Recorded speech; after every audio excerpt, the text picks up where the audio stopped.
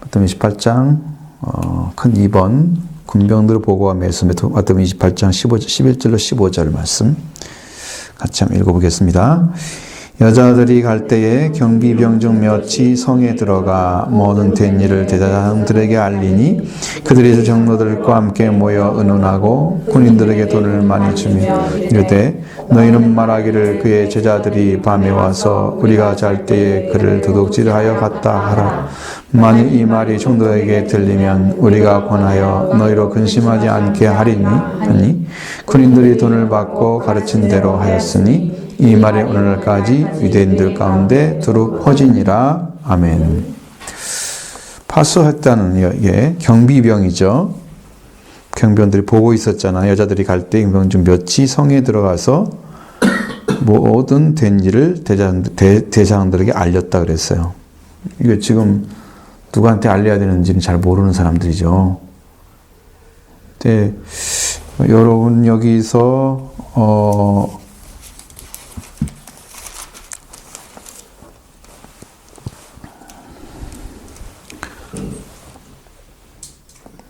경비병들을 보내야 된다고 세워야 된다고 한 말씀이 27장에서 62절의 말씀 안에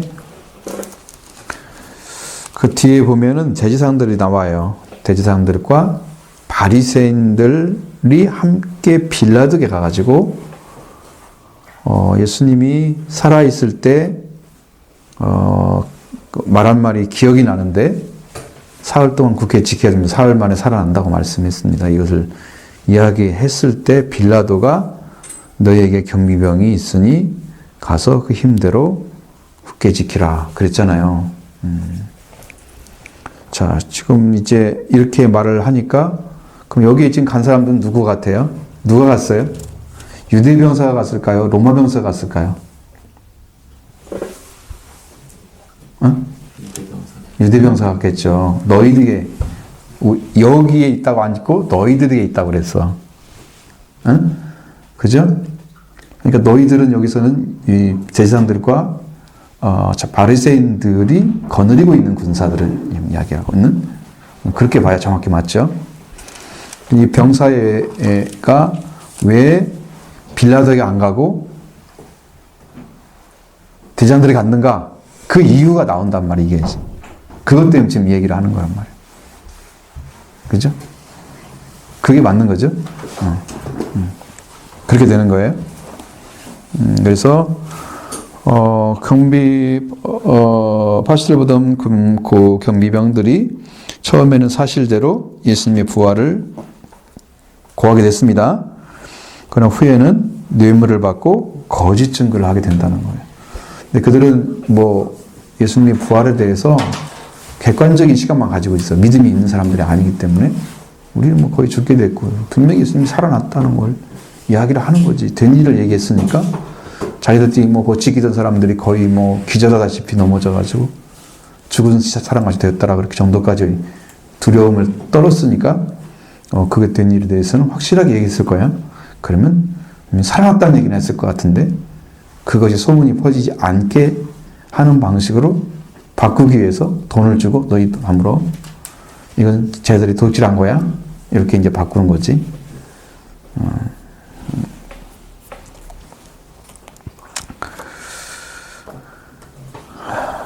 그래서 이 성경이 마태복음이 쓰여진 동기는 유대인들을 위한 성경입니다.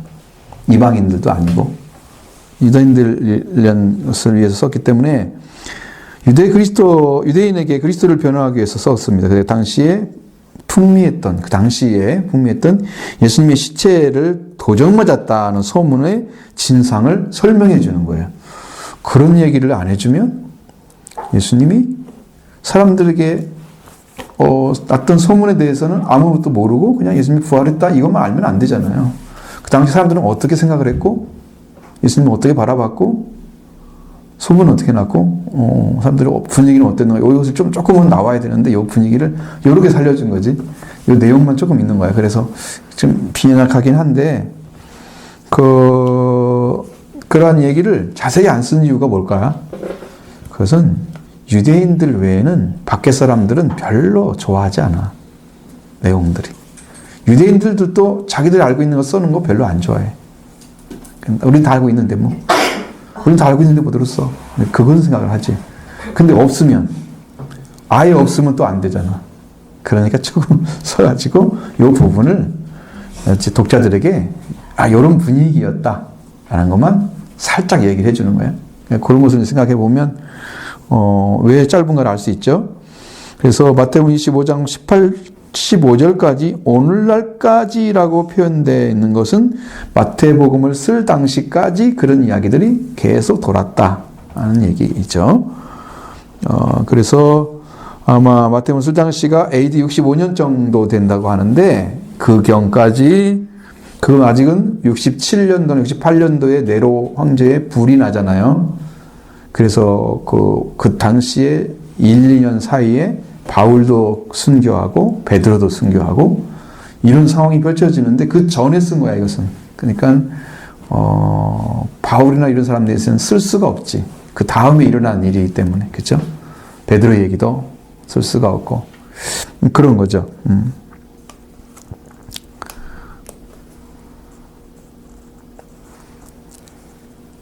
그러니까 이 사람들이 조작된 소문이 좀 돌고 있었다. 그 얘기 지금 하고 있는 거야. 응? 조작된 소문이 돌고 있었다. 그럼 사실은 부활되었다, 부활하셨다, 부활되었다. 그 말을 하고 있는 거거든. 돈을 주어 말을 바꿨으니까 말을 바꾸기 전에 돌아가 봐. 그럼 부활됐다는 얘기잖아요. 조작되었다 이야기를 하고 있는 거야. 그럼 명확하게 바뀌면 예수님은 부활되셨다. 그 이야기를 하고 있는 거지. 그 이야기를 하고 있는 거야.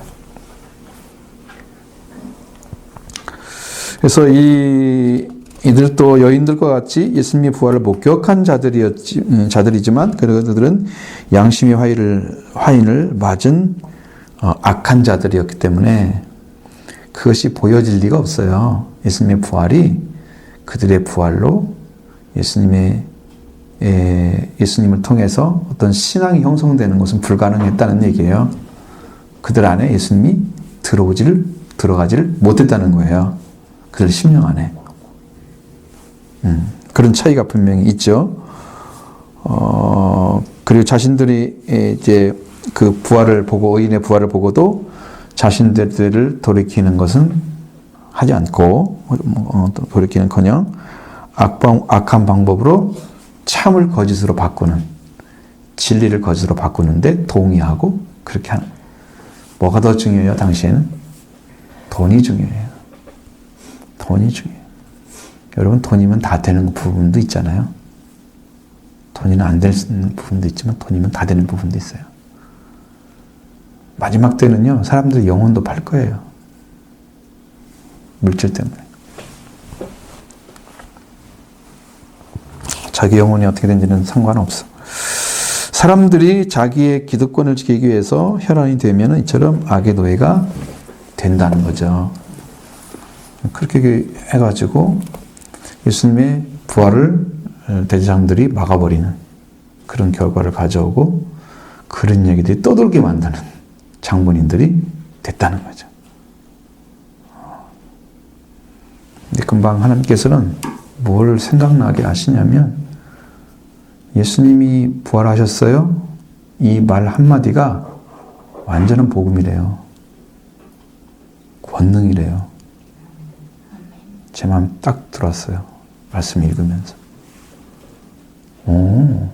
부활 자체가 능력이구나. 근데 우리는 부활하셨어요? 아무리 얘기해도 감동이 없는 거지. 왜 감동이 없을까? 그 부활이 인류의 부활인데, 완전한 부활인데 그 감동이 없으면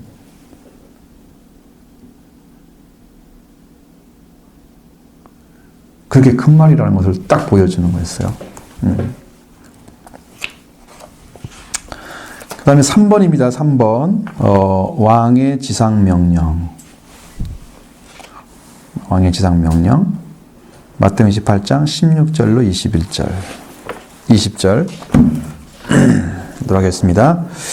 열한 제자가 갈릴리에 가서 예수께서 지시하신 산에 이르러 예수를 배웠고 경배하나 아직도 의심하는 사람들이 있었더라.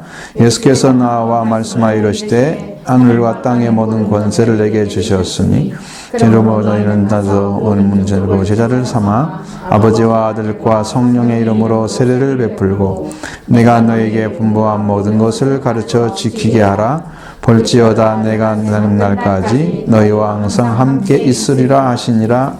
아멘. 자, 여기에 부활하신 예수님께서 11 사도들에게 하늘과 땅의 모든 권세를 내게 주셨다 그랬어요. 그러니까 예수 그리스도가 모든 하늘과 땅의 모든 권세를 가지고 계셨는데 그걸 어떻게 하라고 우리 보고? 응? 그러니까 그거하고 우리하고 무슨 상관이야? 그래서 이제 이 말씀을 잘 끝까지 봐야 돼. 내가 세상 끝날까지 너희와 항상 함께 있기 때문에 일을 하라는 거였어요. 이것이 전제되지 않고 주님이 가졌는데 어쩌다고? 그걸 가지고 너희와 항상 함께 있을 거니까 거꾸로 읽어야 된단 말이야. 그러면 성경이 이해가 되죠.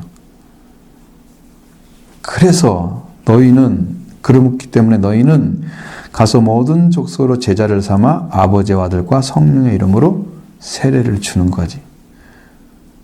내가 너에게 명령한 모든 것을 가르쳐 지키게 하라고 명령하신 목적이 그거란 말이야. 그게 중요한 말이야. 그게 함께 하신다는 거죠. 하늘과 땅의 권세를 가진 그분이.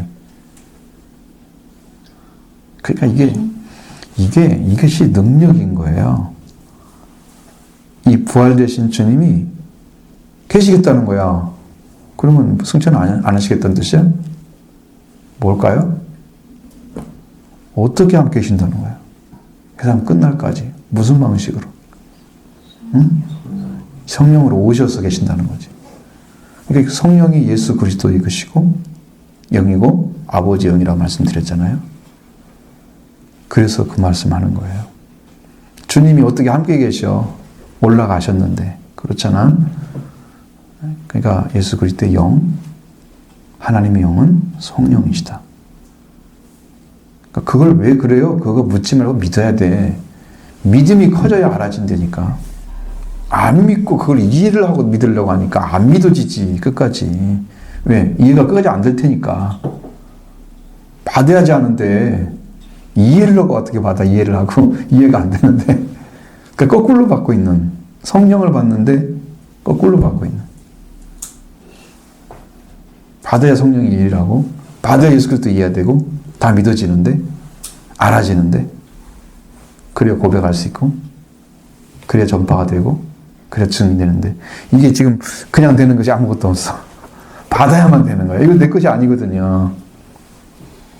주신 이가 받은 거거든요. 받을 자리에 서야란 말이죠. 그래야 되기 때문에 이 말씀을 하고 있어요. 그래서 지상명령, 이 말씀은 지상의 명령이라고 합니다. 그리고 두 가지 약속이라고 합니다. 지상명령, 두 가지 약속. 이게 뭘까? 왜 그렇게 말씀하셨을까? 자, 지상명령에 대해서 쓰겠습니다. 1번, 작은 1번, 지상명령.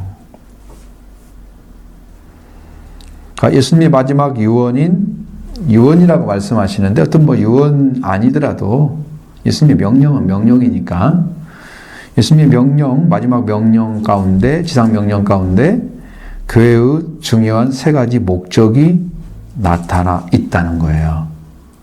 여기에. 그럼 더 작은 1번. 가서 모든 족속으로 제자를 삼아. 이것은 선교, 가로 전도를 말하는 거죠. 의미하는 거죠. 제자를 삼는 것까지가 전도에 들어가는 거예요. 삼아진다는 것은 세워진다는 뜻입니다. 그래서 이 사람을 여러분, 내가 어떤 사람을 데려와가지고 신앙생활 잘하게 하고 싶어? 그래서 너 이것도 하고 저것도 하고 저것도 하고, 난 하기 싫어. 난 안 할 거야. 이렇게 이제 나갔다고 해봐. 그럼 이 사람은 세워지지 않은 거야. 근데 해. 근데 그럼 한번 해볼게. 자, 일단은 긍정했어. 받아들였어. 세워질 수가 있어.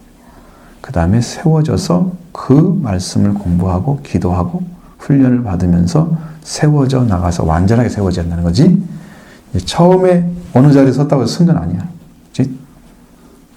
세워져서 이루어져야 하기 때문에 일단은 제자로 삼는 게 먼저다. 그럼 너희는 가서 갔잖아요. 가잖아요.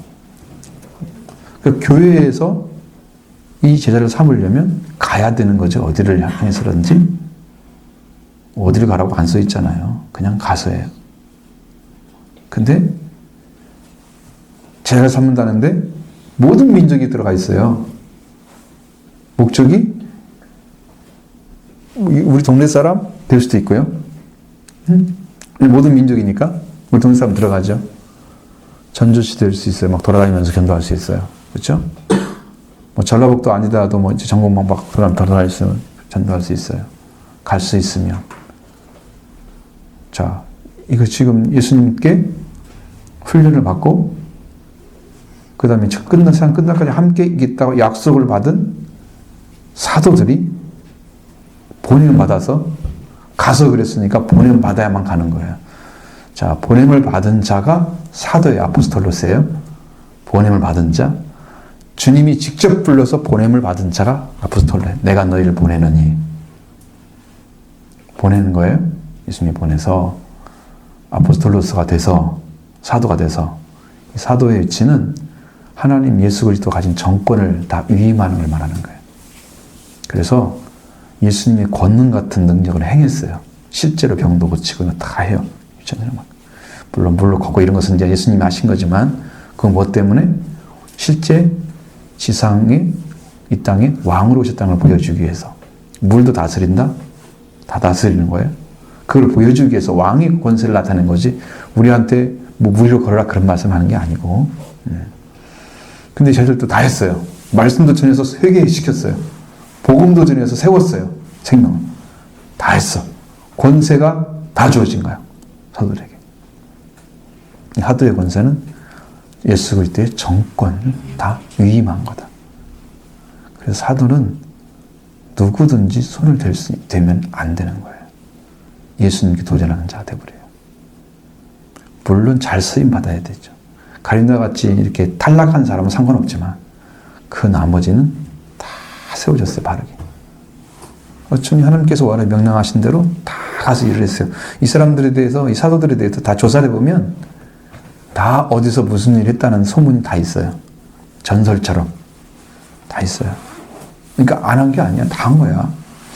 이게 이제 보낸다고 하는 거지. 가기 때문에 보냄을 받은 자 사도가 가는 거죠. 그 다음에 이제 선지자들은 말씀을 받아서 전하는 사람들이니까. 그 다음에 빌립처럼 여러분 집사 빌립이 돌아다니면서 사마리아서 복음 전하잖아요. 그런 복음 전도자가 나와요. 거기에. 복음 전하는 자. 그런 사람이 복음 전하는 자야. 선지자는 하나님께서 말씀을 위임해 주시는 자들이었어요. 신약에도 그렇게 돼 있단 말이에요. 그냥 성경에 나온 대로 이제 에베소 4장 11절에 나와 있는 어떤 사람은 사도로, 어떤 이는 선지자, 어떤 이는 복음자로, 어떤 이는 목사와 교사로 주셨으니 그렇게 나오잖아요. 그 일이 이루어진 거죠. 이 제자를 통해서 사도로 세워진 역사를 통해서 이루어진 거예요.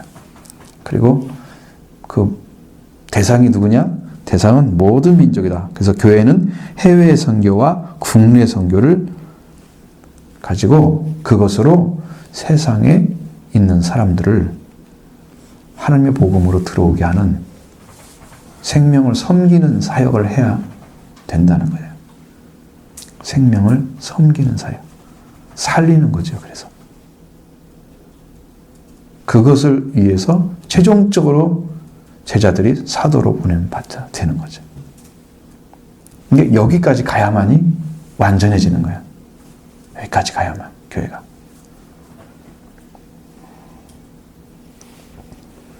그리고 우리는 그런 사명이 주어졌다고 생각을 하고 말씀을 붙잡고 임해야 되는 거예요.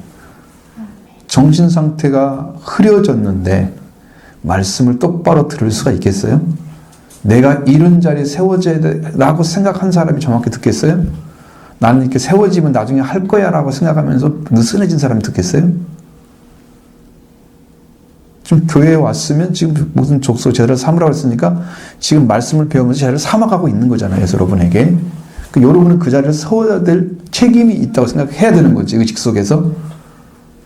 그래야 내가 더 기도하고 그래야 더 말씀을 붙잡고 결단하고 순종하는 일을 해나가게 되는 것이죠. 아멘. 응? 근데 그런 의식 자체가 없어. 그냥 흐리멍텅하게 교회 왔다 갔다 말씀 듣고 내 생활하고 그게 목적이라면 이건 제자도 아니고 사도로 갈 수 있는 가능성이 없는 거란 말이에요. 확실하게 여러분 마음에 붙잡으시기 바랍니다. 아멘. 이거 안 가지면 교회는 세워지지 않습니다. 여러분이 설 자리가 거기입니다.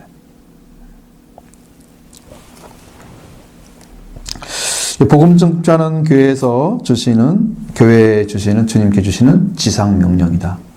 이 땅에서는 교회는 복음을 전해야 될 사명이 주어져 있다는 거죠. 그래서 선교는 적극적이고 능동적이고 지속적으로 돼야 된다는 거예요. 그래서 우리가 이제 앞으로는 선교하는 교회로 바꿔줘야 돼요. 제가 이제 원래 지었던 이름이 전주 선교교회였어요. 선교하는 교회를 만들기 위해서 세운 거였어요. 도림이 아니었어요. 도림을 빨리 없애야 되는데 이거. 빨리 돈 벌어가지고 저 갚아버리면 대적이다.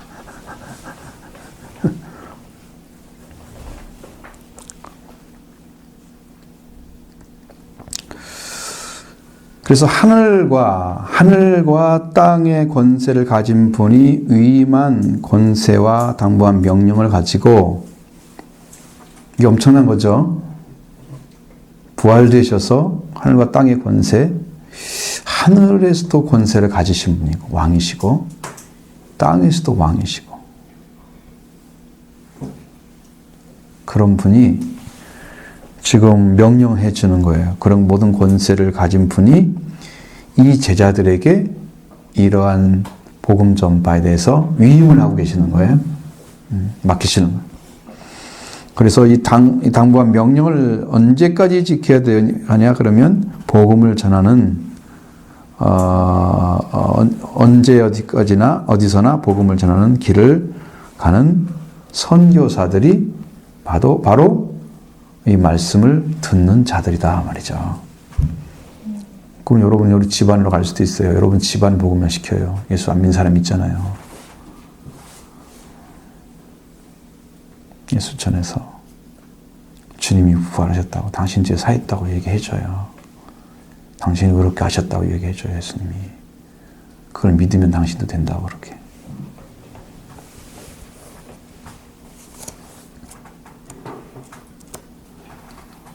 이걸 가져야 돼요. 이런 의식을. 바로 우리들이 그러한 선교의 사명이 주어져 있다고 받으셔야 돼요. 성경을 배우는 이유가 목적이 뭔데요? 그 일을 하기 위해서 지금 배우고 있는 거야. 선교의 운영을 바라기 위해서. 전도의 명령입니다. 두 번째는, 작은 두 번째는 아버지와 아들과 성령의 이름으로 세례를 베풀고, 세례를 주고. 자, 이 세례라고 하는 것은 옛사람인 자기를 버리고 새로운 하나님의 생명에 동참해서 살아있는 교제를 나누는 것이 된다는 거죠. 자, 여러분, 이게 세례는 이제 일단 물에 들어가면 죽고, 물에 나오면 부활하고. 응? 그렇죠? 죽고 부활하는 역사죠? 그 옛사람이 죽었죠? 새 사람이 태어났죠? 그러면 그 새 사람들이 이제 살아있는 신앙 가지고, 이제 옛사람이 죽었으니까 새로운 삶, 생명을 가지고 예수님 안에 산자가 돼서 함께 복음에 동참하고 함께 말씀을 배우고 그래서 세워지는 역사로 들어가는 일을 하는 거예요. 일단은 제자가 사마치야 세례를 줄 거 아니야. 그죠? 교회 안 난 사람한테 너도 세례받아 이렇게 못 하잖아요. 본인들 동의를 해야 하잖아. 세례 받겠습니다. 통일이 하는 것처럼 세례를 삼아졌으니까, 세워졌으니까 이제 그걸 할 수 있다는 거지. 그렇게 하고, 그래서 예수님을 따라가는 사람 중에 특징은 뭐예요? 어떤 사람이 되는 거예요? 예수님을 따라오라면 어떻게 따라오라고 그랬어요? 너희가 나를 따라오려거든? 응? 그렇지. 자기를 부인하는 거죠. 자기 십자가를 지는 거죠. 그 일을 해야 돼요.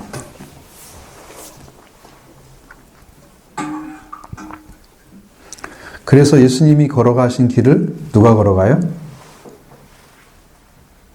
예수님이 걸어가신 길을 예수님을 따라서 걸어가는 사람들이 제자인 거예요. 스승을 안 배우고 제자가 어떻게 돼요? 예수님이 걸어간 길을 걸어가야 제자가 되는 거죠. 예수님 주신 말씀을 배우고 익혀서 여러분의 삶이 되어져야, 삶의 현장에서 적용이 되어져야, 그 완벽하게 열매가 재현되어야 제자인 거죠. 이제 교회에서 말씀을 전하면 이것은 누가 들어야 할 말씀이야. 나는 괜찮은데 그 사람은 나쁜 사람이면 그건 전해야 돼. 이렇게 생각하는 사람이 있을 수도 있잖아요. 응? 이 말은 무슨 집사가 들어야 되는데 안 듣고 있다고. 옛날에 그런 얘기 많이 했었는데. 응? 자기가 들어야 할 말씀이 없는 거지. 적용을 딴 사람 시키고 싶은 거야. 자기는 안 하고. 자, 이것이 이제 우리가 볼 때 자기를 부인하고 십자가를 지고 따를 때에 주님의 제자가 그때부터 들어가게 되는 거예요. 예수님 따르게 된단 말이죠. 따르는 삶이 시작되는 거예요. 그리고 주님이 부활하신 생명으로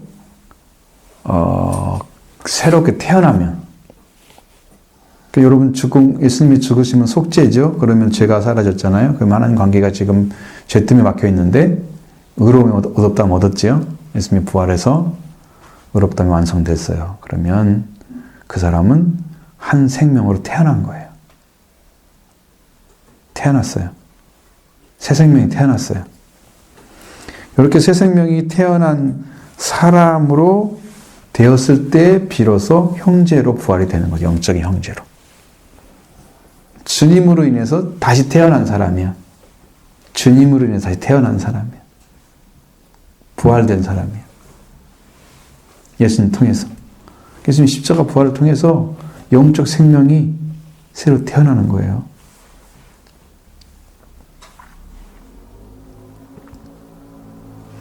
자, 그것은 이론이 아니고 실제 여러분 안에 이루어지면 되는데 여러분도 이루어야 된다는 거죠. 적용은 딴 사람 시키는 게 아니라 나한테 시켜야 된다니까. 그때 이루어져야 됩니다. 그대로 이루어져야 새 생명이 태어납니다. 태어나고 그렇게 해서 이제 예수 그리스도를 통해서 생명이 얻어진 자는 전부 다 형제가 되는 거예요. 형제, 그러면 형제 교회에서 나온 자라. 워치만이라고 하는 사람이 있었는데 그 사람 다른 사람들이 전부 형제교라고 그래. 왜? 그 영적인 사람이잖아. 영적인 사람이 중심이잖아. 거기는. 그러니까 영적인 형제 말하는 것이거든. 그 사람들의 얘기는. 우리는 그 영적인 사람이라는 말하는 게 아니고 예수님을 통해서 형제된 사람을 형제라고 부르는 거였어. 그 사람들의 의미와는 달라. 우리는 그냥 예수 그리스도를 통해서 형제로 회복된 사람들이지 않냐. 그래 같이 부르는 형제, 자매와 이렇게 부른단 말이야. 이게 얼마나 좋은 얘기야. 응? 가장 아름다운 관계잖아요. 하나님 안에서 형제, 자매가 됐잖아요. 얼마나 아름다운 관계. 이보다 아름다운 관계를 어디서 만들어요? 응?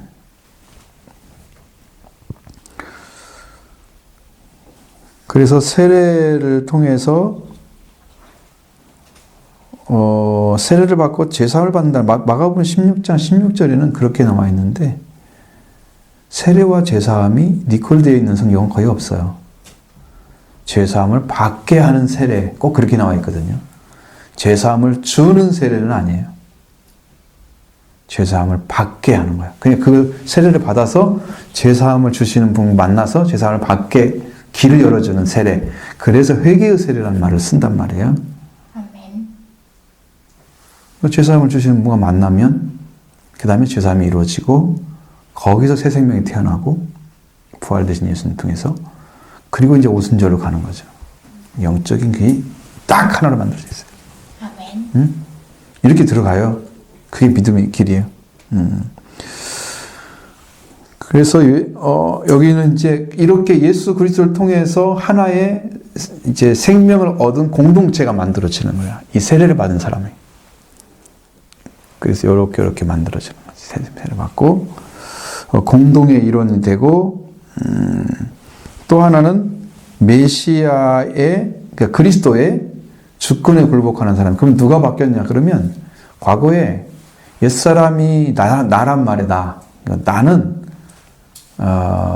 내가 열심히 살아도 내가 주인이 되면 나는 죽어. 멸망을 받아. 그럼 나는 누구한테 인도받고 있느냐? 성령은 아니야. 최소한. 응? 성령 아니면 다른 영이겠죠? 그래서 하나님도 모르고 아무것도 모르는 사람이었어요. 그러니까 주권이 자기한테 있는 거고 주권이 마귀에게 있는 거죠. 그런데 이제 그 주권이 완전히 바뀐 거야. 주님 예수가 메시아가 나의 주권을 가지게 되고 나는 그를 따르는 종의 자리에 서는 거죠. 꼭 종이란 말은 나쁜 것이 아니고 따른다는 의미를 가지고 있습니다. 훨씬 더 올바른 의미죠. 집안의 종 뭐 이런 걸 말하는 건 아니니까.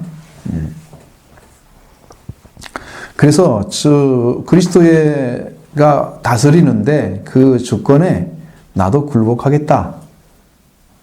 이제 그 얘기가 되는 거예요. 거기까지 가야 세례가 완성되는 거예요. 주인이 완전히 바뀌고 그 주인이신 분에게 복종하는 자리까지 내 주권을 내드리는 거야. 그 그리스도가 나의 주인 되시는 그리고 예수가 우리 주가 되는 거죠. 우리 주 예수 그리스도가 되는 거죠. 아멘. 이렇게 되는 거예요. 예수님 오셨는데 그분이 그리스도야. 그분이 굴복해서 우리 주 예수가 주인이 되시니까 우리 주 예수 그리스도. 그 주인이 된 사람이 부를 수 있는 말이야. 예수님을 부를 때 우리 주 예수 그리스도가 함부로 부를 수 있는 말이 아니야. 주인이 바뀐 사람이 예수님을 부를 때 그렇게 부를 수 있단 말이야. 우리 주 예수 그리스도시야. 이렇게 했어요. 엄청난 고백이란 말이야 이게. 주인이 바뀐 사람들이.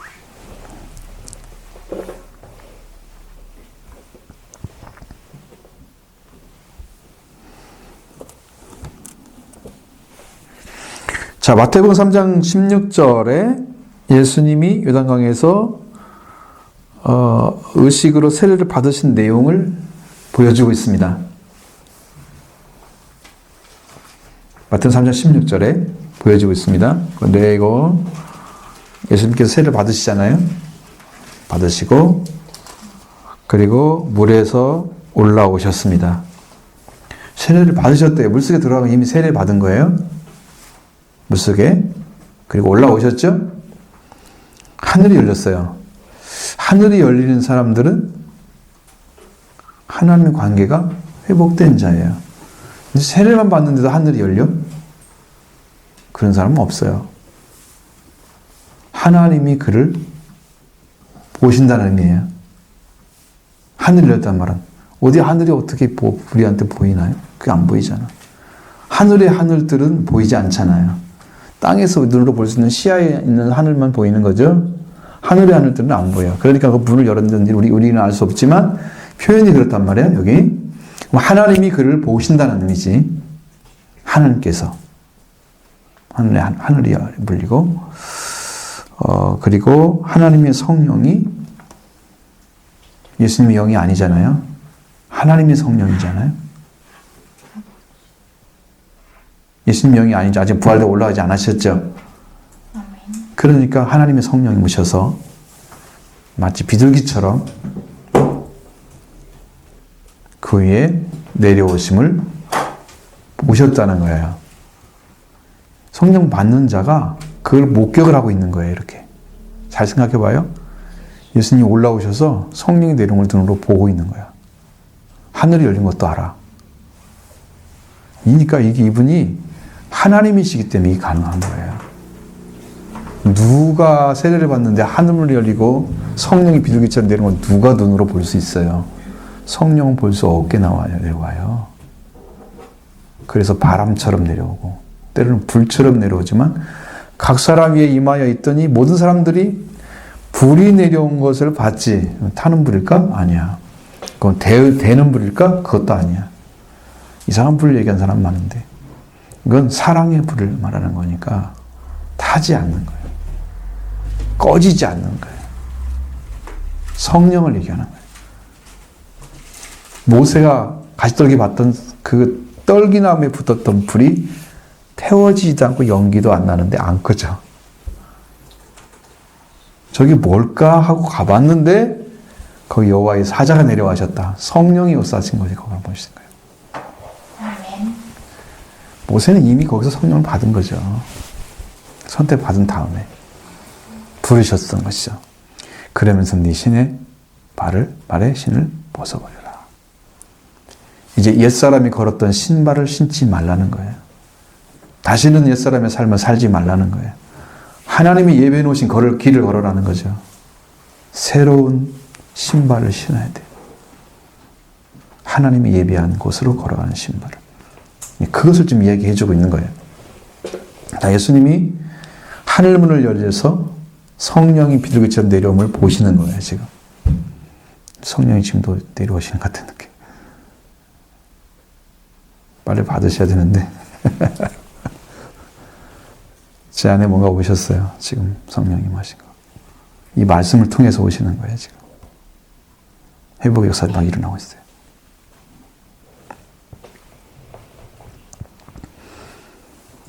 이게 예수님께서 이제 의식적으로 세례를 받으신 거예요. 의식으로. 세례 의식을 이제 취하신 거예요. 그게. 이런 방식으로 됐다는 거죠. 마가복음 10장 38절에 예수님이 앞으로 받으실 세례를 말씀하고 있습니다. 이것도 한번 찾아보시죠.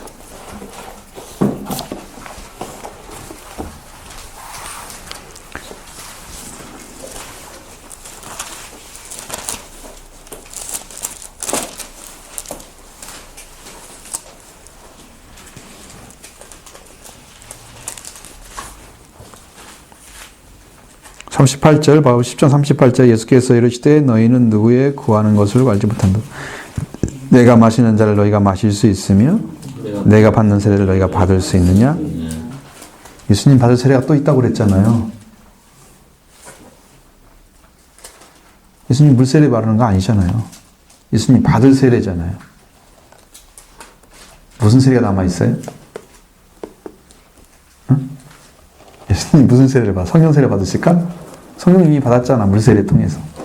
성령 세례 아니네? 그럼 뭘까? 내가 받을 세례가 있다 그러는데 내가 받을 세례를 너희 받겠느냐?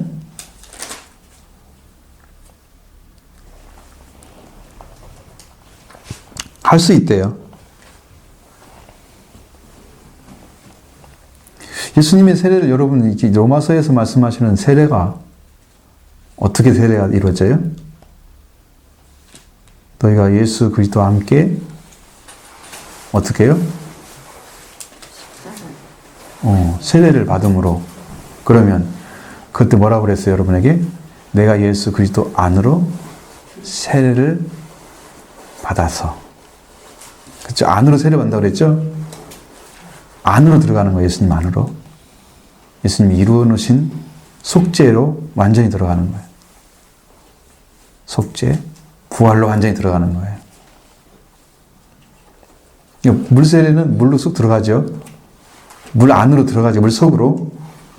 우리가 예수 그리스도 세례는 예수님 안으로 들어가는 거예요. 우리가. 아멘. 그래 예수님 내 안에 오셔. 나는 안 죽고 예수님은 오라고 그러면 안 된다니까. 아멘. 이게 참 어려운 거야, 이건. 다 진리니까 너무 큰 진리이기 때문에 이해를 잘 못하는 거야. 근데 그것은 여러분한테 이루어져야 될 문제고, 이루어지면 이해가 다 돼요. 이루어짐. 그럼 예수님의 세례가 그렇게 예수님 안으로 들어가는 것이라면, 여기서 말씀 예수님과 함께 세례를 받은 자나, 예수님 안으로 들어가는 거라고 했잖아. 그러면 여기서 말하는 세례는 뭘까? 예수님이 받은 세례는 또 다른 세례가 있어야 할 거 아니야. 예수님도 세례를 받으신다고 그랬는데. 그러니까 예수님은 어떻게 세례를 받으시느냐? 여러분, 세례를 받을 때 세례를 받는 사람들이 어떤 사람일까요? 죄인들이잖아요. 죄인들이 씻음 밖에서 받는 거잖아요. 의식적으로는. 죄인인 예수님이 세례를 받으셨으면 자기 죄 때문에 받으셨구나 그러지만, 죄를 없는 분이 세례를 받으면 자기 죄 때문에 받은 건 아니잖아. 그게 회개예요, 회개. 예수님의 세례는 회개를 말하는 거예요. 죄인으로 들어가는 거예요. 완전히 죽음으로. 자기를 부인하고. 예수님 스스로도 아버지가 향하지 않으면 나는 아무것도 안 한다 그랬어요. 아무것도 안 하신다 그랬어요. 그러니까 아버지의 뜻만 행하러 오신 거예요. 하나님 뜻을 이루어드리기 위해서 오신 거예요.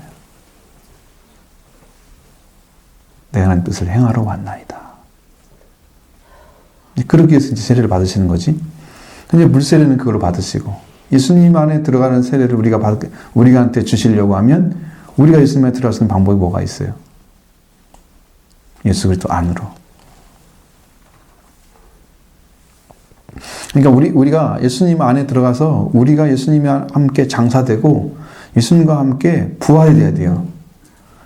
예수님의 죽으심과 부활 연합한 자가 되었으면 또한 예수님의 부활도 연합한 자가 되리라. 그러니까 똑같잖아요.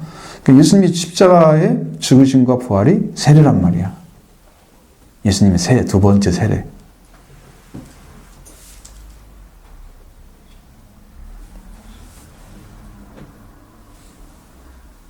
또 다른 세례를 찾아낼 거 아니에요. 근데 여기서 지금 이들이 말하는 것은 할 수 있다고 그러지만, 받을 수는 있겠지. 누구나 예수님처럼 죽기는 죽겠지. 죽을 수도 있겠지. 예수님 위해서. 물론. 근데 실제적으로 야고보가 지금 여기 들어있잖아요. 야고보가 최초의 순교 사도였어요. 산티아고가 있잖아. 스페인 가면. 프랑스 길하고 연결되어 있잖아요. 거기 프랑스 스페인 사람들이 야고보를 엄청 좋아하는 게, 야고보가 거기 가서 복음을 전했대요. 산티아고가 이제 스페인어로 사용해서 성 야고보를 얘기하는 거예요. 그러니까 벌써 이미 서번화에 가서 복음을 전하고 와가지고 순교를 당한 거야. 그럼 예수님과 함께 세례를 받으셨잖아요. 물론 이제 십자가에 못 박혀 죽었는지는 모르지만, 그런 사람들은 아니지만, 세로식을 죽였단 말이에요. 성경에 보면. 근데 어떻게 죽였단 말은 안 나오고, 이게 목숨을 잃은 것이 맞아. 그럼 여기서 이제 순교를 물어봤잖아. 이제 세베대의 두 아들들이 얘기를 했는데, 근데 요한은 죽지 않았어요, 그렇게. 요한은 끝까지 살아서 아마 육신이 이제 힘이 다해서 죽었는지, 그건 이제 정확히 모르는데, 그렇게 돼 있어요.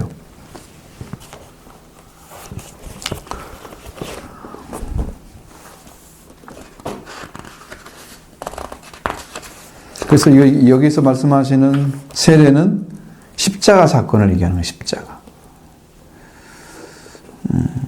그래서 일단 이게 뭘 의미하느냐 그러면, 이제 세례로 말씀하시면 세례를 받으면 죽는 거고, 그 다음에 받고 나오면 산 거고, 그래서 일단 죽어야 된다는 거예요. 모든 것이 다 죽음으로 시작해서 생명으로 나타나요. 우리는 성경에서 하나님께서 아담에게 말씀하셨던 것은 내가 이 열매를 먹는 날에는 반드시 죽으리라 이렇게 하셨잖아요. 죽음을 통과하잖아요. 죽음이 오잖아요. 그러니까 생명을 지키라는 뜻인데 구약에서 생명 못 지켰어요. 그렇죠? 그러면 이제 반대로 죽었으니까 어떻게 해야 돼요? 그 죽음을 가진 옛사람이 죽고 새 사람이 태어나야 돼. 그래서 죽음이 먼저야. 그래서 물로 들어가는 게 먼저고 그 다음에 나오는 거야. 죽어야 사는 거죠. 이 죽은 사람이 죽어야 새 생명이 태어나는 거야. 이 죽음을 해결시키지 못하고, 이 죽음의 문제를 해결하지 못하고 새로운 생명이 태어날 수가 없어요. 예수님이 죽으시고 부활하신 것처럼 우리도 예수님과 함께 죽고 예수님께 부활해야 돼요. 왜? 옛사람이 죽어야 사람이 태어나니까. 옛사람은 이미 타락한 사람이고 멸망의 사람이야. 그 사람이 살아있으면 안 돼. 그래서 죽어야 산다. 죽으면 사는 거죠. 세례를 통해서 옛사람이 장사되어야 되는 거죠. 그러니까 세례를 받으면, 예수님과 함께 세례를 받으면 예수님 안으로 들어가서 예수님의 죽음과 하나가 되죠. 예수님의 죽음에 내가 같이 장사 지낸 바 되어버리는 거야. 나는 나의 옛사람도 그냥 같이 죽어버리는 거예요.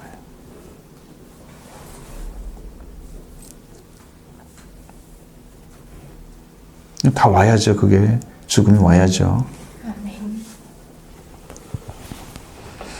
그리고 이제 그것이 끝나면 죽음이 끝난 사람에게 새 생명을 주는데 그게 부활하신 예수 그리스도입니다. 부활되신 예수 그리스도와 여러분의 생명이 되어주십니다. 살게 하시는 거죠. 새 생명을 받아지는 거죠. 받아지는 거지. 여러분 영이 태어나고 예수 그리스도도 우리 안에 오십니다. 그때. 아멘. 부활하신 주님. 생명의 씨앗이 떨어진 거죠. 여러분 영이 살고 같이 크는 거죠. 영하고 나하고 그 영하고 나도 이게 예수 그리스도를 통해서 이 새 생명이 태어났을 때 새 생명이 잘 모르잖아. 처음에는 어리니까 누가 지도하는 사람 아무도 없고 근데 혼자 자라는 거예요. 잘 몰라서 나중에 보니까 점점점 자라는 느낌이 있어요. 영적으로 새 생명이 올라오고 성령 받는 것도 어떤 게 길을 다 알잖아요. 쭉 들어가는 거예요. 부활의 주님이 그리 인도하시는. 아멘. 그 성경에서는 물과 성령으로 거듭나야 하나님 나라의 나라를 볼 수 있다라고 말씀하고 있습니다. 물과 성령으로 거듭나지 않으면 하나님 나라를 볼 수 없느니라. 물과 성령으로 거듭난 자만 하나님 나라를 볼 수 있다. 아주 강조하고 있는 그렇게 말씀하고 있는 거죠. 그래서 이것은 물이 먼저 들어가고 성령으로 태어나셔야 돼요. 그럼 예수님도 물로 들어가고 성령으로 태어나셨잖아요. 이게 말씀에 이제 순종하고 새 생명으로 태어나는 걸 말하는 거예요. 물과 성령이라는 것은. 그러니까 여러분이 말씀에 순종해서 성령을 받게 되면 여러분 태어나는 거예요. 아멘. 성령 없이는 안 태어나요. 세상에. 성령과 말씀은 하나예요. 말씀과 성령은 하나예요. 그렇기 때문에 이 말씀을 정확하게 아는 사람들은 성령 받은 사람들은 말씀을 정확히 알 수 있는 게 말씀이 성령의 역사를 성령을 통해서 다 알게 해준단 말이에요. 그게 믿어지고 그게 깨달아지고 너무 정확하게 오기 때문에 이 복음을 가지고 알 수가 있게 되는 거야. 그게 다 그냥 믿어져. 응? 내가 믿어지는 건 한계가 있잖아. 그리고 성령이 주시는 것은 내 이해를 뛰어넘어서 내 이해를 뛰어넘는 이해력을 이렇게 회복시켜 주시는데 내가 가지고 있는 이해력으로는 거기를 이해를 못해. 딱 걸려. 그래서 항상 나는 토닥거려. 요건 믿어지고 요건 안 믿어지고. 왜? 내가 믿으려고 하니까. 그럼 성령이 그걸 넘어서게 만들어야 돼. 성령이 오시지 않으면 그러니까 아무것도 이해가 안 되는 거야. 그걸 뛰어넘을 수가 없어. 이성으로. 저는 모르겠는데요. 이해가 안 되는데요. 당연하지. 성령이 아닌걸. 억지로 막 이해하려고 막 뜯어 맞추고 막 이러면 자기 머리만 쓰는 거지. 그게 성령의 역사 아니거든요. 똑똑한 거 아니거든요. 그 생각을 잘 하셔야. 작은 세 번째 3번 내가 너에게 분부한 모든 것을 가르쳐 지키게 하라 말씀하셨습니다. 자, 분부한, 여기 뭐 명령한, 이 말씀은 명령했다는 뜻입니다. 예수님이 명령했던 모든 것을 가르친 다음에 지키는 것까지 가야 된다는 거지. 그럼 교육을 하는 거잖아요. 가르치는 것은 일단은. 그 다음에 그 삶을 살도록 지키는 것은 훈련이 들어와서 교육과 훈련이 같이 가야 된다는 거예요.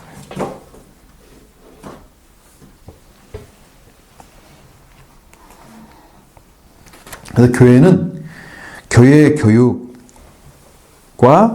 훈련으로 다음 세대를 세워가는 거다. 그 제자가 삼아져가지고 또 다르게 세워지고 이 사람이 세워진 다음에 또 사람이 세워지고 이렇게 되어야만이 교회가 주님 오실 때까지 영있게 이어져 가는 거지. 아멘. 그걸 하나님께서 주님께서는 명령하신 거고 그걸 이뤄갈 사명이 교회에게 주었던 거예요. 근데 교회들이 그걸 다 하나요? 못 하잖아요. 예수를 닮게 다 해주나요? 예수님 말씀 다 가르쳐 주나요? 훈련시켜주나요? 안 하잖아요. 우리도 이제 교육을 조금 하지만 훈련장이 없어. 실제 삶을 살아줘야 되는데 생명을 위한 삶이나 생명을 위한 삶이나 그럼 가서 봉사를 해야지. 어느 곳에 가서 삶을 살아줘. 실제로 땀을 흘리면서 같이 하고 주님의 사랑을 전해주고 내가 받았던 말씀을 지켜가는 삶이 이루어지면 여러분은 그 경험이 조금씩 스며들잖아. 내 몸에 배잖아. 의식도 바뀌어지잖아. 그러면서 경험이 모든 교육 위에 있는 거야. 교육학에서도 경험론을 많이 주장하잖아요. 경험론.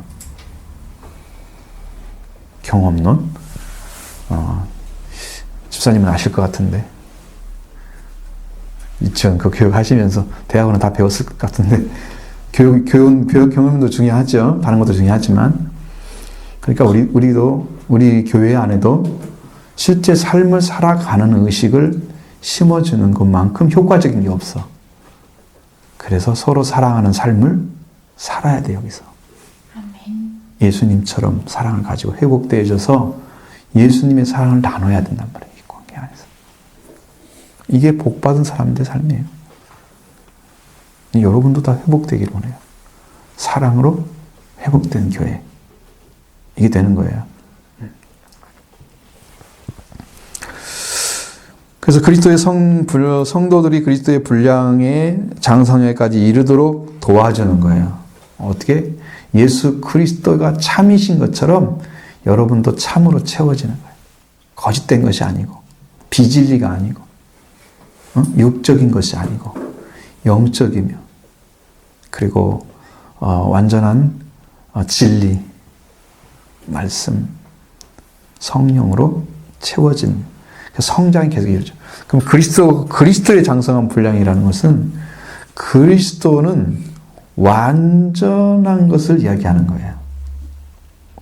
그럼 그리스도가 완전하게 하나님의 사역을 감당해서 인류를 구원시켰잖아요. 그리스도가 하신 일은 하나님 뜻에 100% 순종하신 자까지 성장된 사람을 얘기하는 건데 그리스도 장성한 분량까지 가려면 어디까지 가야 되겠어? 여러분, 그렇게 성장되기를 소망하는 거예요. 이루어지겠죠? 왜? 그게 목적이 되면 이루어져요. 우리가 어떻게 해? 라고 하면 못 이루어지는 거죠. 안 이루어지는 거예요. 왜? 거기 성경에 나온 대로 그리스도 장성한 분량까지 그러면 잘하게 하는 말씀은 없어야 되잖아. 못한다고 하면. 있다고 하는 것은 된다는 얘기죠. 그렇게 받아들여야 돼요. 마태복음에서 예수님의 공생애는 가르침, 전파하심, 병고침. 이제 마태복음 4장 23절의 말씀이 가르침, 전파하심, 병고침. 이 세 가지 나오는데 예수님께서 제자들에게 파송하시면서 병도 고치고 전파할 것도 그렇지만 가르치는 것에 대해서는 그때는 명령하지 않았습니다. 제자를 불렀을 때 병 고치는 귀신 쫓아내는 거 말씀하셨어요. 그렇죠? 전파하는 것도 말씀하셨지만 병 고치는 거 말씀하셨지만 가르치는 것을 말씀하셨는데 말씀은 여기서 가르치는 게 나와야지. 최종적으로. 그래서 가르치는 그 권세가 그 예수님이 누구로 말씀되고 있어요? 주와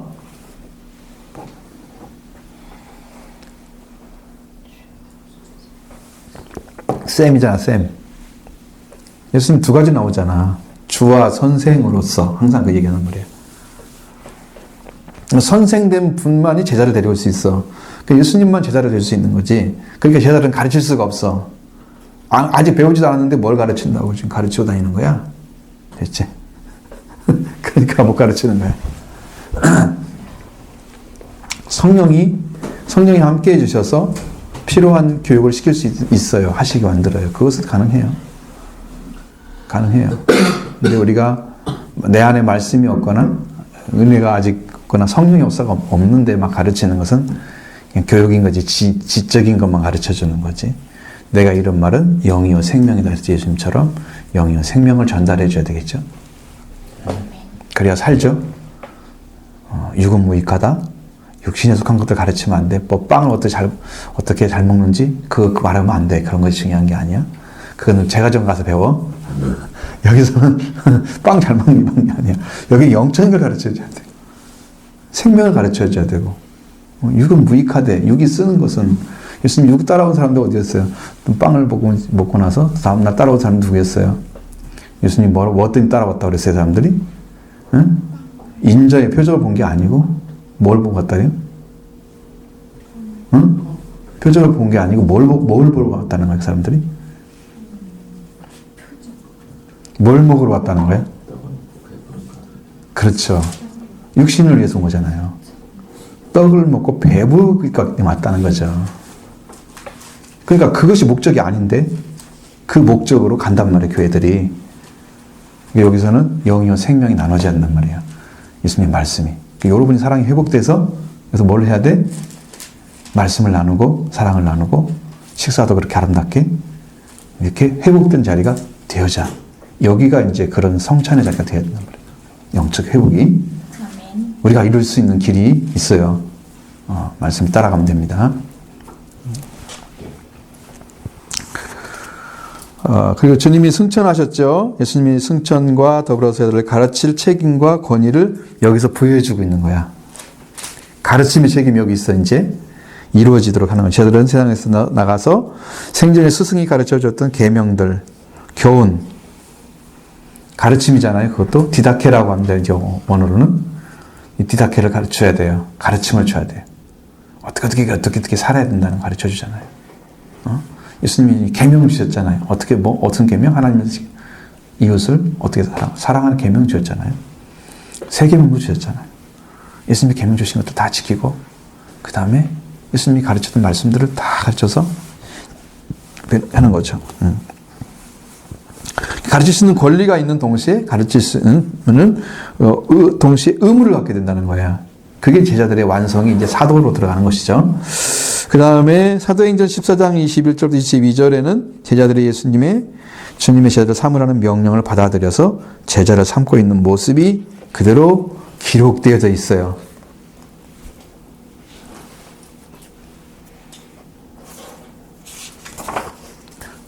이러다가 이번 주 지나가야 되겠는데 다 못하게 생겼는데 여기 넘어가야 되는데 여기도 남았는데 이렇게 두 장이 시간 다 돼가지고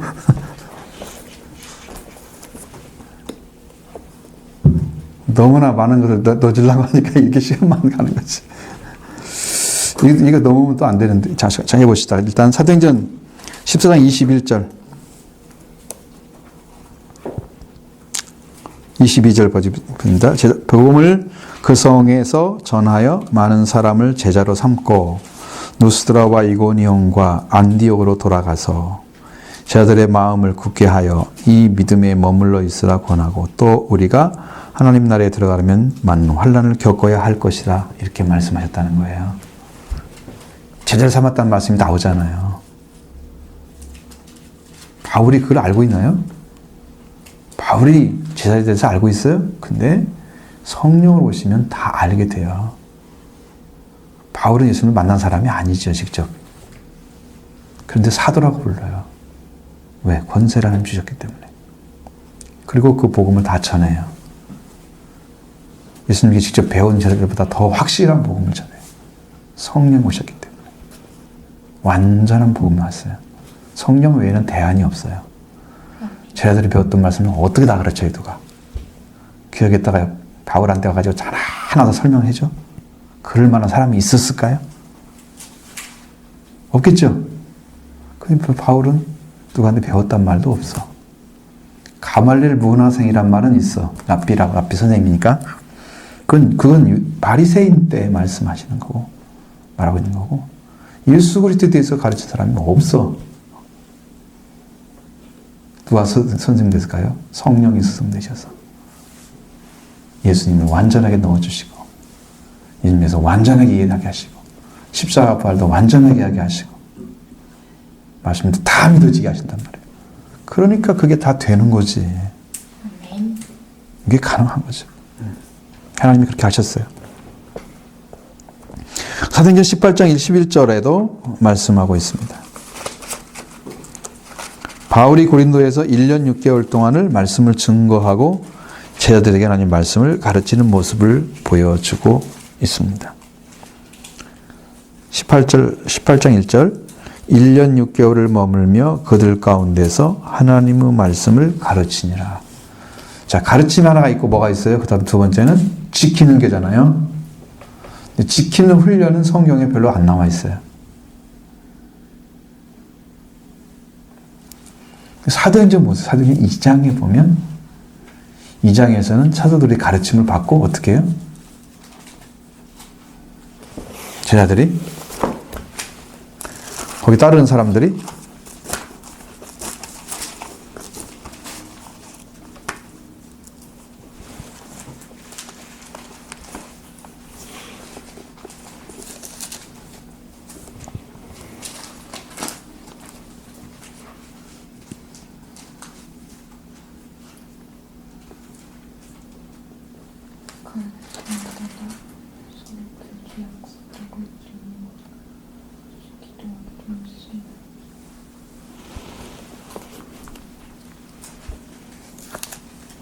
자, 42절 나오죠.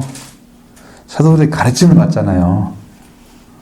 사도들은 이제 이미 다 받았고, 예수님 가르침 받았고, 두 번째로는 성령을 받았어요. 그러니까 완전하겠죠? 그리고 누가복음 24장에는 마음을 열어, 이해력을 열어서 성경을 깨닫게 하시고, 됐어요? 성경도 깨닫게 하셨어요? 또 뭐가 왔어요? 성령도 오셨어요? 부활의 주님도 만났어요? 완전하죠? 완벽하죠? 그러니까 이들이 가르치는 복음을 그대로 받아들여야 되겠죠. 다른 사람들이. 그래서 사도들의 가르침을 받아야 돼요. 아멘. 저는 이제 성령 받았기 때문에 이게 가능한 거지만, 응? 다른 건 잘 몰라도 성령 받았기 때문에, 그래서 이게 가능한 거죠. 그러니까 교제하고 떡을 떼며 기도하기를 힘쓰냐 그랬잖아요. 오로지 전적으로 기도하는 삶을 살았어요. 그 기도가 강조되는 곳에서는 말씀이 있는 곳이 기도가 강조돼요. 가르침 받으면. 근데 이 기도를 안 하면 힘이 없어, 이제. 성도들이. 육적인 삶이 더 강조되게 돼 있어.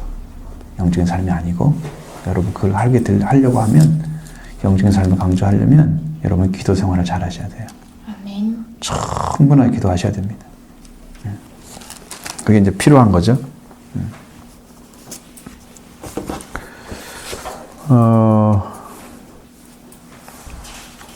그 다음에 이제 작은 2번 두 가지 약속. 이게 명령을 받은 사람에게 주님이 두 가지 약속해 주신 이 명령을 받은 사람이 누구예요? 제자들이죠. 그들에게 첫 번째로는 하늘과 땅의 모든 권세를 주셨다고 말씀하고 있습니다. 주님이 받으신 모든 통치권을 아들들인 우리에게 주셨음을 의미하는 거죠. 오늘 부르심 받은 자들이 다 제자에 들어가야 돼요. 원래로는. 왜냐하면 모든 민족으로 제자를 세우라고 하신 것은 여러분들도 지금 교회 안에 들어와서 제자가 되라는 얘기잖아요. 그러니까 여러분은 고로 다 제자가 돼야만 되는 거예요. 스승의 삶을 재현시키는 제자가 되어져야 돼요. 말씀을 따르는 제자가 되어져야 돼요. 교회에서 제자가 돼야 되고, 그리고 예수님은 사망을 이기시고 부활하신 후에 모든 만유를 통치하시고 특별히 교회의 머리가 되신다고 말씀하시고 있잖아요. 그러니까 모든 만물 또 다 통치권을 가지고 있고 교회도 머리가 되신단 말이에요. 교회는 예수님께서 성별하신 곳이야. 응? 특별히 세웠잖아요. 세상이 아니잖아. 그러니까 거기에 모인 자들이 머리가 되셔서 그들에게 필요한 것들을 다 명령하시고, 머리가 명령하는 곳이잖아요. 그러면 다른 기관들은 어떻게 순종하는 거잖아요. 이 머리가 잘못되면 어떻게 돼요? 다른 모든 게 다 죽어요. 움직이지 못해요. 그리스도가 없는 곳에 교회는 죽어있는 교회예요. 그러니까 누구만 난무할까요? 인간의 포로로만 난무하죠. 성령 역사가 안 하신다고요. 자기들끼리 좋아서 기뻐서도 보인다고요. 그리스도가 머리 되셔서 여러분이 안에 다 명령받고 순종하고 이런 삶이 쫙 여러분에 이루어지고 지금 와서 이제 이렇게 살고 있잖아요. 그러면 교회 와서도 그렇게 살아요. 순종하고 다 아멘으로 받고 이런 좋은 관계가 만들어져요. 이걸 해야 된다. 그리고 예수님은 이 권세를 가지고 만국에 전도하기를 원하시는 거죠. 모든 민족에게 제자를 삼으라고 했으니까. 그래서 전도자들은 이런 대권을 가지고 담대히 나가야 된다는 거예요. 전도자들은 이렇게 주신 권세를 의지하고 나가야 된다는 거예요. 그렇죠. 부활의 주님이 만나 주셔야 되겠죠. 근데 이제 성령 안 받고는 이게 힘들어요. 사실은 이 명령을 내린 것은 이게 성령 받았다는 것이 아니고 그렇게 제자들에게 삶을 던져준 거예요, 예수님이. 그럼 그 제자들은 그 삶을 살아야 될 거 아니에요. 근데 여기만 성경이 있는 게 아니잖아. 누가복음도 있고 사도행전도 연결돼 있잖아. 그러니까 거기 보면은 그 예수님은 성령 받는 대로 이끌어 가시고 성령 받고 증인이 된 사람까지도 가시고 그렇게 되는 거지. 그것이 없이는 우리가 제자의 안열에서 사도로 이 복음을 못 전한다는 거. 그게 성경이 지금 증언하고 있는 것입니다. 마가복음 16장 20절 제자들이 두루 나가 두루 전파할세 주께서 함께 역사하사 그 따르는 표적으로 말씀을 확실히 증언하시니라. 예수님이 일을 하셨잖아요. 예수님의 이름으로 가서 나가야 했더니 실제로 일이 일어났어요. 실제로. 예수 그리스도가 주신 말씀을 확실하게 증언하는 효과까지 나타났어요. 그리고 따르는 표적을 통해서 전할 수 있는 것은 뭐냐면 이토록 도와주시는. 우리도 이제 그 교회가 정말 살아서 역사하면서 사람들이 나타나려면 여기도 표적이 필요할 것 같아요. 뭔가 나타나셔야지 주님이 함께 아주 계신 교회를 확실하게 전할 수 있어요. 그래서 오순절 이후에 이러한 능력이 보편화되어서 어떤 그 이유가 바로 예수님이 말씀하셨기 때문에 성령 받은 다음에는 그 일이 다 벌어지게 된 거죠. 그래서 하늘은 천사와 구원받은 성도들이 있는 곳이고 땅은 미래의 구원을 향해 전진하는 성도들이 있는 곳이다. 아직도 이제 안 이루어졌잖아요. 이 땅이 이제 끝이 나야지 끝이 나는 거야. 땅의 권세가. 그렇죠. 땅의 권세를 사용할 때까지는 주님이 이 땅의 권세를 사용하실 마지막 때까지는 이 땅이 다 불탈 때까지는 이 땅이 다스리는 권세 가지고 계시죠. 그래서 지금도 아니고 미래에 태어날 사람도 그 가운데 들을 수 있잖아요. 구원받을 대상이 될 수 있잖아요. 그것까지 다 포함해서 그런 권세를 이미 가지고 있어요. 그리고 이제 구속 사업을 지금 계속 하고 계시잖아요. 우리 가운데 오셔서 이 사업이 지금 이루어지고 있는 지금 현재 완성하신 현재까지 이 권세는 확고하게 주셨습니다. 그러니까 말씀을 가진 성령을 받고 말씀을 가진 자들은 이렇게 말씀의 권세를 가지고 그 예수님이 함께 하시는 사실, 성령을 함께 하는 사실을 믿고 나아야 돼요. 여러분 기도할 때 삐끗할 때가 언제 있어요? 잘 안 될 때. 어느 때는 기도가 잘 안 돼. 왜 안 될까요? 기도를 하는데 기도 잘 안 돼. 왜 이렇게 기도가 안 될까? 이유는 딱 여러분 스스로가 내가 앞서버리는 거지, 기도할 때. 내가 앞서서 기도하고 주님과 함께 가지 않기 때문에. 그래서 막 내가 뭘 구하고 막 했는데 기도는 나 혼자 하는 것 같고 아무런 막 마음의 변화는 느낌도 없어. 왜 그러지? 오늘은 기도가 이상하네? 그런데 보면 그러니까 주님과 함께 믿음을 갖고 주님과 함께 기도하는 게 아니었어요. 거기서는 다 실패자가 돼. 기도야만 많은데 사실은 열매가 없는 거예요. 그러니까 주님이 함께 하시는 기도를 드리셔야 돼. 주님을 믿고 기도하는 게 그게 기도가 되는 거예요. 그러니까 내가 앞서 가버리는 기도는 실패합니다.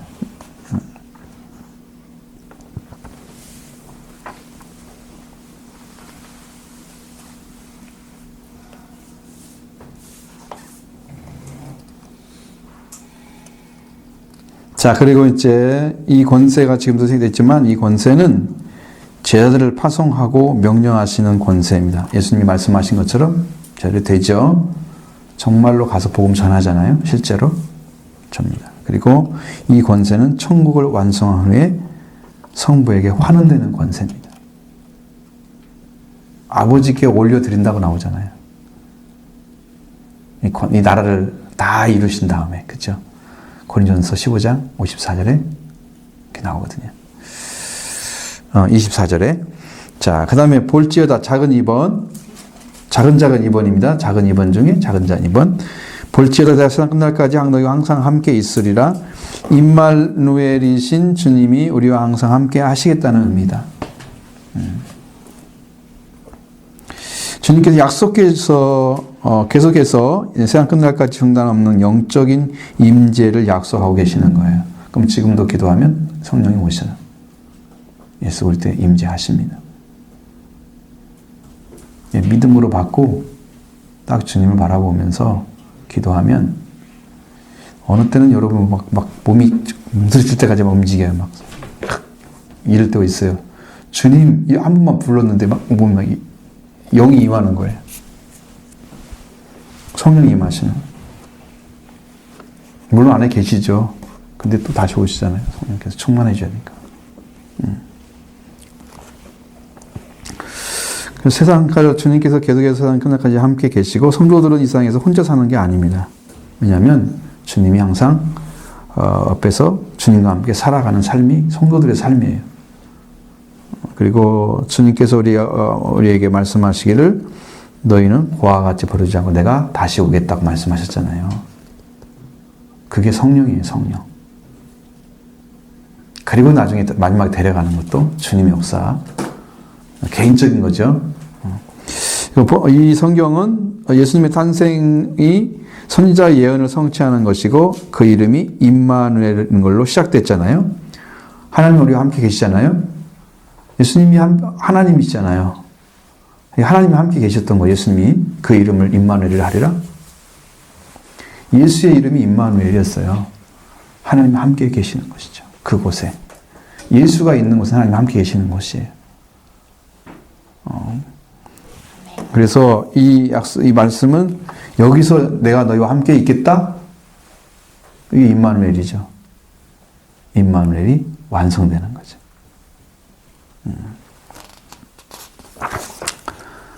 자, 조금만 더 하도록 하겠습니다. 여기만 보면은 거의 끝날 수 있을 것 같은데요.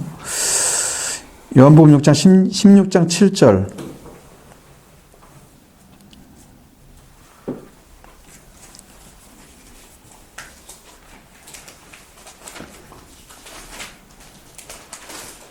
일 7절에 보면 그러나 내가 너희에게 실상을 말하나니 내가 떠나가는 것이 너희에게 유익이라. 내가 떠나가지 않으면 보혜사가 너희에게로 오시지 아니할 것이요 가면 내가 그를 너희에게 보내리니. 자, 성령 보내신 보혜사 성령이 오신 분이 누구예요? 예수님 보혜사시죠? 그 다음에 누구예요? 보낸다고 그러잖아요. 보혜사를 또 다른 보혜사 성령을 말하는 거예요.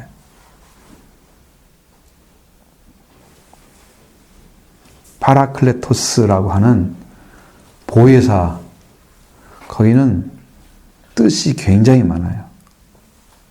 위로자, 상담자, 카운슬러죠. 안위자도 되시니까, 그러니까 우리 돕는 자. 그 여러분에게 오셔서 이것저것을 다 알려주는 계시자도 되시고. 성령 오시면.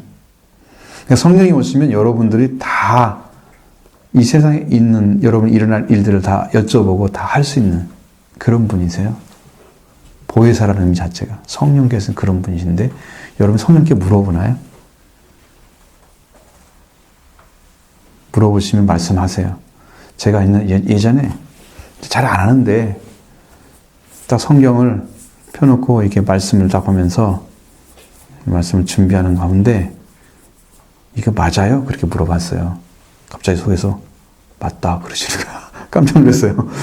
제가 그냥 나는 지나가는 질문처럼 한 건데 내 안에 계신 성령이 대답을 하신 거예요. 진짜 나한테 응답을 하시는 거지. 잘 안 물어보는데 사실은 물어봐야 돼. 많이 여쭤보고 필요한 것들 다 말씀드리고 성령 오시면 그거 하셔요. 그게 이제 보혜사 역할이야.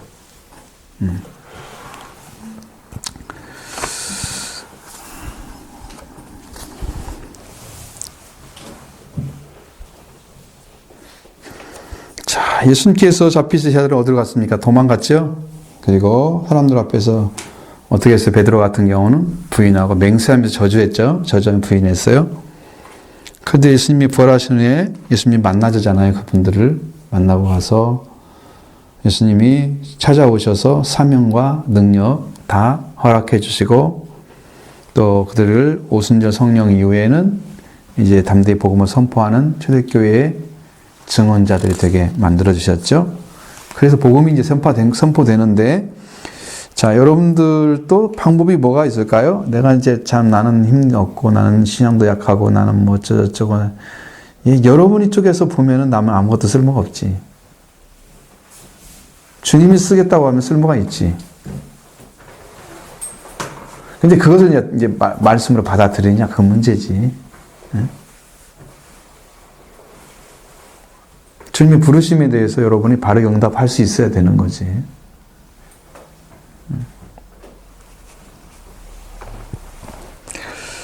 우리 자신들을 바라보면서 무기력하고 제가 크고 뭐 주님에게 적합하지 않다고 생각하고 좌절하고 그렇게 하지 말고 임마누엘 되신 예수 그리스도 그분을 의지하고 나가는 거죠. 담대히 나가라. 주님이 도와줄 거니까. 그리고 나가서 이제 주님 만난 다음에 여러분이 이제 그 말씀이 들어오고 예수님의 빛으로 딱 비춰오면 여러분 영적인 것이 다 회복되면서 죄인들 알고 회개하고 그 다음에 이제 보혈의 능력으로 권세로 씻음 받게 되고 영적 회복이 일어나고 그럼 성령 받는 길까지 가게 된단 말이에요. 그런 것들을 걸어가는 것이 여러분의 삶이에요. 제자들이 가는 길이에요. 그게 열려져서 이제 사도가 되는 건데 사도까지 이제 우리 가는 것은 이제 그건 주님의 명령이 있어야 되는 거고 우리가 스스로 찾아가는 건 아니에요. 사도 되게 해주세요. 이렇게 못해요. 사도는 하나님 불러야 되는 거지. 그래서 주님이 이 땅에 오셔서 탄생하실 때 임마누엘이라고 오셨잖아요. 하나님이 주님 오심이 하나님이 약속을 이 땅에 보셔서 우리와 함께 살도록 하시려는 배려였던 거죠. 그래서 예수님이 오신 것은 임마누엘이에요. 하나님 우리와 함께 계시는 거예요. 그러면 지금은 이제 예수님이 성령으로 오신단 말이에요. 이게 임마누엘이에요. 예수님이 다시 오셨으니까 하나님 함께 계시는 거잖아요. 성령 받는 것은 여러분 엄청난 축복이라는 거 아셔야 돼요. 아멘. 거기까지 가야 돼요. 지금 성령 받아야 사명이 확실하게 주어져. 제자들 받았어요? 제자들이 와가지고 와요. 너희와 함께 있게 하고 전도도 하게 하고 귀신도 쫓아내고 가르치는 건 나중에 하잖아. 이제 하잖아. 여기 그때 와서 가르쳐 지키게 하라 말씀하시잖아요. 그렇게 해서 세웠잖아요. 그런데 사명은 받을 때부터 이미 주었는데 또 가르침 사명까지 예수님이 부활하고 나중에 주었는데 그 다음에 뭐가 돼요? 안 돼요? 말씀을 전하러 가서 복음을 전할 수가 없어요. 능력이 없어가지고. 성령을 받아야 돼. 성령이 최후예요. 사명은 그 전에 다 받았는데 불구하고 사명이 이루어지는 곳은 어디냐면 성령 받은 뒤에 이루어지는 거란 말이에요. 그러니까 성령 받는 게 최후예요. 여러분 그것이 구원도 목적이 되고요. 증인도 되고요. 복음의 완성도 돼요. 그 다음에 사랑의 완성도 돼요. 성령을 받아야 사랑이 완성돼요. 성령의 역사가 있는 곳에 사랑이 넘쳐요. 은혜가 있고 사랑이 있고 돌봄이 있고 케어해주고 서로 돌봐주고 그런 일들이 막 여기서 벌어지는 거예요.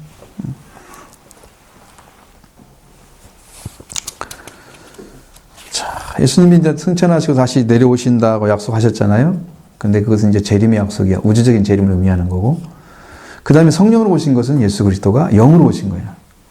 완전한 재림이 아니야.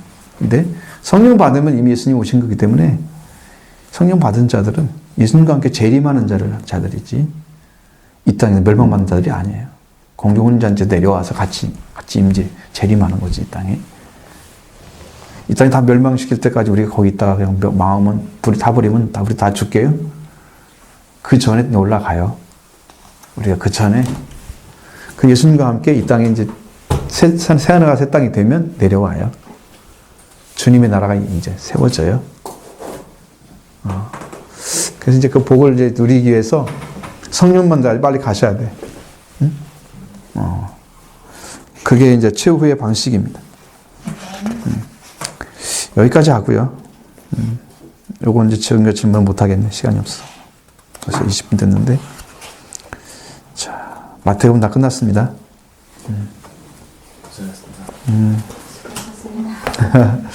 이게 보통 일이 아닙니다. 그런데 한 가지 문제가 생겼어요. 제가 여러분에게 말씀드린 것처럼 다니엘서를 준비하잖아요. 다니엘서가 왔는데 책이 안 오고 강의안이 왔어요. 강의안. 근데 거기에다가 강의안만 있는 게 아니고 DVD가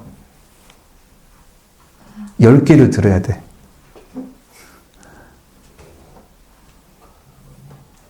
그래가지고 그걸 완성을 시켜야 돼. 답도 안 달아져 있어, 거기. 빈칸도 있고 막 이래. 여러분에게 이것을 강의하기는 엄청 힘든 상황이야, 지금. 난 책이 만들어진 것으로 난 예상을 하고, 그래서 체계적으로 딱 보면 이게 착착착 나오겠구나. DVD 이거 필요 없는 거거든, 사실은요. 근데 DVD를 듣고 다 만들어도 완성도 있는 방법으로 그걸 만들어내지는 못하겠어요. 왜냐면 내가 다시 재본을 해야 하잖아. 그렇게는 못하고, 만약에 한다고 하면 아주 간단하게 이제 성경적인 것만 얘기를 해야 되고, 영적인 부분만 좀 다룰 수밖에 없는, 협소하게, 광의적으로 못 다루고, 그리고 이제 하나를 더 샀는데 스가랴서를 샀어요. 스가랴서는 책이 나와 있어요. 딱 보면 알 수 있어요. 그게 지금 상당히 길거리에 13장이나 나올 거래요. 스가랴서가. 다니엘은 12장? 다니엘이 중요한데 스가랴서도 상당히 중요한 부분이 있어요.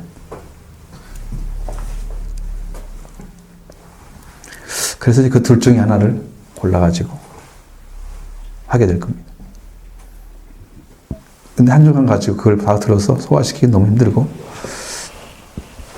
처음만이 아니라 좀만 만들어져 있으면 그냥 갖다 다 쓰면 돼요. 그건 제가 영어로 다 이해할 수 있으니까. 근데 그런 것이 아니라서 약간 무리가 되는, 여러분에게 완성도 있는 말씀을 전하기가 어려워지는 이런 상황이 될 수도 있어서, 그래서 내가 연속적으로 들으면서 그 문제를 해결해 가면서 그렇게 해야 될 것 같고요. 여러분이 이제 다니엘서 넘어가면 남방에서 북방에서 이런 말 많이 나오죠? 그 말이 다 나라를 얘기하는 거예요. 그 나라도 다 있어요. 시리아라는 나라도 있고 애굽이라는 나라도 있고 위방석이, 그것이 다 연결이 돼 있어요. 여러분이 조금만 해석된 거 보면 다 나와. 그 남방이 뭐고 서방이 뭐 남방이 뭐고 이제 북방이 어딘가 다 나온다니까. 그렇게 해서 그런 문제를 해결할 수 있어요. 그 책 보면 다 거의 나와 있어요. 아예 해석이 없는 것은 안 나와 있지만 조금만 해석이 있어도 그 말은 이게 뭐고 이게 무슨 뜻이다 이런 것만 알아도, 거기다가 항상 남방 놓을 때는 어느 나라 놓으면 돼? 남쪽이니까 여기 이제 애굽을 넣어야 되고 얘는 시리아 넣어야 되고, 그런 식으로 읽어야 되는 거야. 쭉 읽어보면 다 이해가 돼. 근데 문제는 그렇게 이해돼서는 안 된다는 거지. 그것 가지고는 안 된다는 거지. 머리가 7이고 무엇이 머리가 7개, 뿔이 10개, 이런 것들이 뭔 말인지 모르고, 그러니까 그런 것들이 이제 다 숨겨져 있는 그런 것들이거든요. 그것을 이제 말씀을 드려야 되고, 그 다음에 다니엘서에 나와 있는 70일이라는 게 있어요. 70일 중에 지금 예수 그리스도가 오시기 전까지 이스라엘 민족 예수님이 태어나고 그 뒤부터 7일에가 쉬고 있었어요. 그것이 이제 시작된 거였어요. 그리고 7일의 비밀도 있어요. 굉장히 복잡한 게 아니고 굉장히 중요해. 나는 그걸 계시록 공부를 하면서 이해가 조금 됐어요. 왜냐하면 사람들이 이해를 못 하겠더라고요. 보통 사람들은. 기본적인 걸 모르기 때문에. 그래서 이런 부분들 조금 더 연구를 하고 아마 시중의 단일서를 잘 해놓은 것도 있을 수 있을 거예요. 내게 합당한 게 있는지는 모르지만 거기서 한번 구입도 해보고 그렇게 하는 방식을 한번 선택하고 일단 다니엘서보다는 스가랴서 쪽으로 생각을 먼저 하고 이것도 걸리면 1년 좀 걸리거나 아니면 좀 1년 못 되거나 뭐 그렇게 하겠죠. 스가랴서는 그렇게까지 어렵지는 않을 거예요.